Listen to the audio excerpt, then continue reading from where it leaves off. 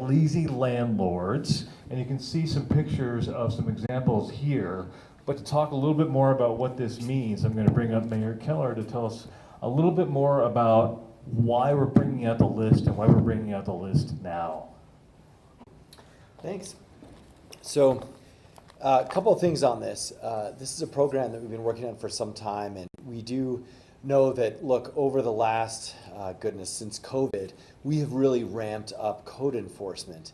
And that's come in all flavors. You see us taking these, hotels that are sort of drug and crime infested and then converting them into housing. You do see us continuing to do the dilapidated property work where we actually do bulldoze squatter homes and things like this. And we're just trying to keep our city safe and trying to keep our neighborhoods appropriately clean. This is an extension of that in general, but it's specifically about properties that people are living in, tenants, just Burqueños who are living in a place that is being grossly neglected.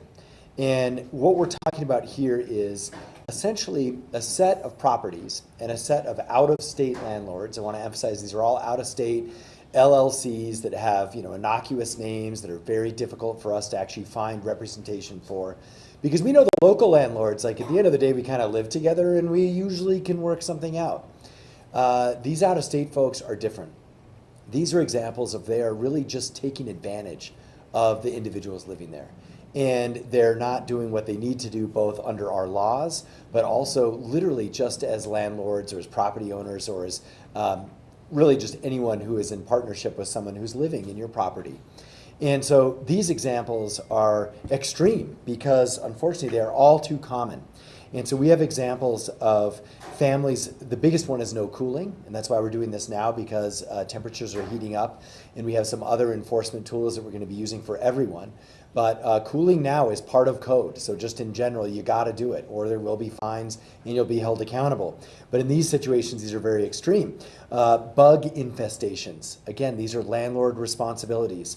We have a couple of buildings here that literally there was a fire in one floor and it's just burnt out underneath with windows blown out, and there's still people living on the top. These, in some points, can be very dangerous situations. But these are also tenants that are paying rent. I just want to be clear. These are people who are paying their rent, and we all have obligations. Theirs is to pay rent, do the minor things. The major things are up to the landlord. These folks are out of state, and they basically do very little, if nothing, to these properties. And they're taking advantage. They are preying upon these individuals who are just trying to live there and pay their rent like they're supposed to. So the theory for us is not complicated. It's that every home should be healthy, and every home should not put your life at risk. And these lazy landlords are, for whatever reason, either because they're lazy or because it's often a complicated family history, maybe there's no management, or it's possible that they're just doing it to make money. We're not judging the motivation, but we're going to hold them accountable regardless. And so we're going to use every tool that we have, from fines and legal action to public transparency, to shine a light on these properties and on these out-of-state landlords, to let them know they cannot get away with what they're doing to our people here in Albuquerque. And so, in general, if you're trying to make a profit in our city, you are responsible for the people who live here in your properties. And what we're doing is highlighting this with 10 initial properties, and we're going to keep updating the list. And we've got to put tenants first in these situations. And so these landlords are on notice. Now, the last thing I would just say is we're going to highlight some of these examples here, but we understand that this is a bad actor issue. We want to highlight that in general, like I said, obviously we have landlords everywhere, and it's part of our society that we have renters and we have homeowners and all these things. So this is not a general statement on any of that. It's a specific statement that you have to be responsible in Albuquerque if you're going to rent your property. And it doesn't matter whether you live in-state or, in this case, you live out of state. And these folks, even one of them is a bank, actually, they're not off the hook either. If you're a landlord, you have to do what you have to do to make your space livable and safe.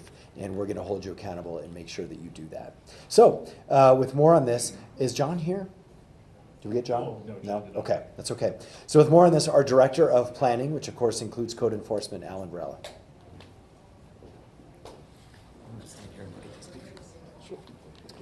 Thank you, Mayor.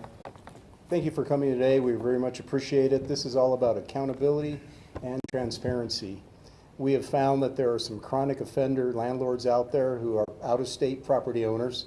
They come to Albuquerque for whatever reason, invest in a property, and then they absolutely neglect it to the point to where we have either dozens or even up to hundreds of complaints from tenants against that property owner. Code enforcement is a very important division within the department. Not only does the planning department review site plans and building permits and do all the inspections for construction, but once something is up and built, we make sure that it's safe for people to live in. And so that is what code enforcement focuses on. We know that sunshine is a great disinfectant, so the purpose of this is to shine a light on these bad landlords that are here in town from out of state and to get them to change their ways one way or another.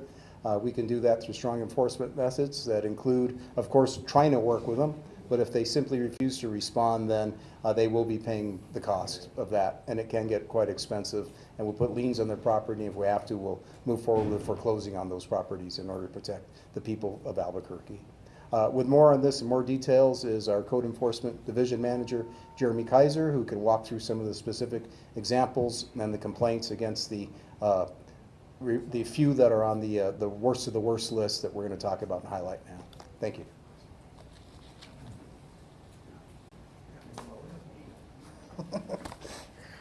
All right. Hi, guys. So I'm Jeremy Kaiser. I'm the Deputy Director. I oversee the Code Enforcement Division, which is, of course, is a very, very busy division within the city of Albuquerque. So some of the issues that we've seen through some of these negligent out-of-state property owners has been extreme. And then, so I believe there's some of the images that are flashing through there. Some of those images don't do it justice. What we've seen to some of these poor tenants living in these just nasty, dilapidated conditions, afraid to call for help. And so no tenant should live in fear. They should be able to live in a very safe place and have that, as the mayor stated, they're paying rent, they're paying for a service that's not being afforded to them. Now, when we run into these negligent property owners and some of these negligent out-of-state property owners, and they're failing to take action onto these properties, that's where your code enforcement team is going to come in and interject and then hold that out-of-state property owner accountable for their lack of action with the property.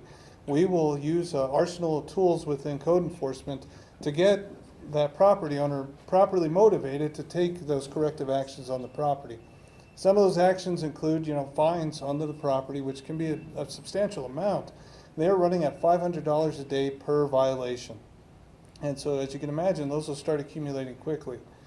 Now, one of the other tools that's available is if the tenant is living in such an unsafe condition and the property owner is not taking effective measures to correct the violations onto there, and to where this code enforcement needs to intervene, we can take that tenant out of the property and place them in a safe location and hold the property owner accountable for the services that are being rendered and sending that tenant to another location to go and stay. There's a whole bunch of tools that are open and available for these tenants to utilize if they are in these unsafe conditions. Now, how does that all start? So the tenant needs to let us know. And code enforcement is a complaint-driven division. And so as much as we would love to be self-aware of all the issues within Albuquerque, Albuquerque is such a huge place. It is, it's a big city, and so they have to let us know that the issues are happening. So how do they do that? Call 311. It's a good one, right? And then so we also have the app that they can utilize. And so if that's another method they can utilize is by calling us directly and letting us know. And we will go out and we will schedule a visit to the property with the tenant to come and review the issues that they're seeing. Code enforcement is extremely effective. So just because there's one issue that the tenant has seen, code enforcement may see others and that the tenant's not even aware of. And we will work towards holding that property owner accountable for those violations. Once a violation is issued, the property owner is given a set amount of time to make those corrections. Failure to do so, code enforcement will hold that property owner accountable for those lack of actions onto the property. It should also be noted that under New Mexico law, the property owner or management team does have 7 days to make those corrections to the property. So the tenant needs to let the property owner or the management team know that there are violations on the property that they do exist. Now, if the property owner is failing to take action or completely ignores the tenant, call us. We will come. We will come. Code enforcement's actions are to hold those property owners accountable and for the overall improvement in the safety and the conditions within the city of Albuquerque. Thank you, guys. Hey, thank you, Jeremy. And I'll be sending out a press release. It's got the full entire list in it, and you can see in that list that all the property owners are out-of-state companies, mostly banks, and then there's a whole list of the violations and the violation types. So, for example, there's one company that's called Greenwater Villas, and they have one open violation, 3 violations that have been corrected since we started the list, but they have had 75 311 complaints from just 136 tenants. So about half the tenants are complaining about how bad the property is. And we really want people to start getting into the habit of calling 311, because that's how guys like Jeremy and Alan know that there is a problem. And we know there's probably some questions, like what happens if your property is on the list and what do you do? Well, if your property is on the list, or if you're at risk, simply call 311, or you can contact code enforcement, and they can help you find ways to get off the list and find you ways to resolve all the complaints. But I know there's probably questions you guys have, and we got all the right people here to answer them. Yeah, good afternoon, thanks for having us, Mr. Mayor, good to see you. I don't know who can answer this, but right now, the 10 landlords, out-of-state landlords right now that are on that list, have they been issued fines?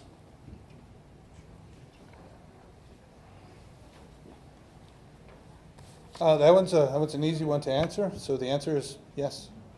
Yes, so we did hold these property owners accountable, and so they have been issued civil penalties for the violations that occurred on the property. What do they range from at this point? The monetary 500 to 5,000, or is it a day-by-day thing?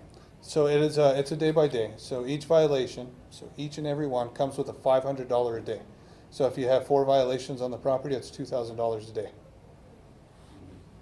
Now, this is online, so anyone can go there.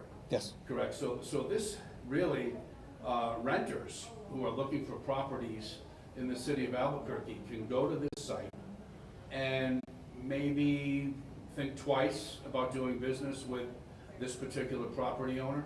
That's beautifully put. It's an amazing tool and a resource for those that are looking for a safe place to reside. And how will this benefit renters? So dealing with the actions on here, so it provides a transparency, and what we're looking for is what I touched on a little bit earlier. And so some of these tenants have a fear of calling in, and don't fear. We will come out. We will address the violations that are onto the property. We'll make sure that you have a safe place to reside, and so that's the goal. And so that's what we're trying to do, is open up that transparency and let people know that you're allowed to have a safe place to live. Would the first step be for people who are experiencing these problems, would it be to call the property manager first, see if you can get resolution, and then call 311? That's absolutely correct. So per the New Mexico state law, so notify your property owner, your property management team. Let them know, hey, I've got this violation that's happening on my property. And allow them to make the corrections to the property. It's when they don't, is where code enforcement will come in. Or if they're just completely ignoring the tenant, we will absolutely come out. Thank you. Thank you. Anyone else? All right, I'll be sending out the press release in just a little bit. It has copies of all these images for you guys. It's got the PowerPoint on it, the entire list that we've got, and also links to everything on the planning department's website. And we'll go from there. Thanks, guys.